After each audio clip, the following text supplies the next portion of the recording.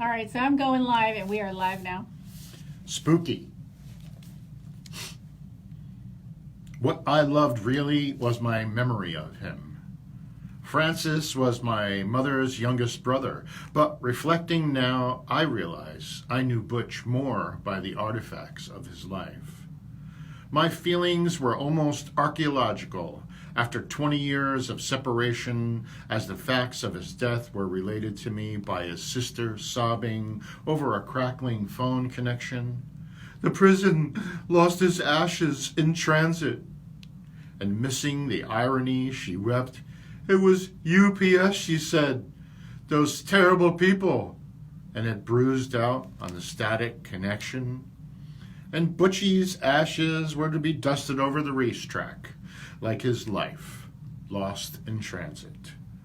Spooky, Casper the Ghost's comic, other bad boy self, was India ink etched into his right bicep.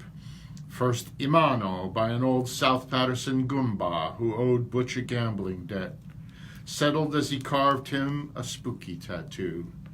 Jabbed in with 3 sewing needles tied together with thread, 1 poke at a time. Up yours, Butch said each time, keeping the rhythm of the blood-beaded jabs.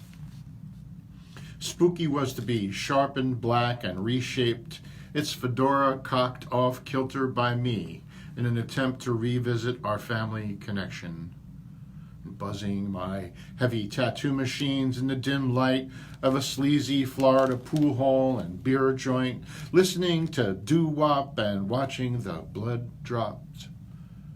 I dreamed in the still of that night, splashed with his red Neapolitan, feverish with the knowledge that it ran in my veins, slurred me to sleep with tears for his suffering, kneeling before the image of him impaled on the X of his life, and his faux tortoiseshell hairbrush left behind, filled with strands of bill cream black hair and dandruff, sitting on his high boy blonde dresser with the loose change of his life spilling out like an offering.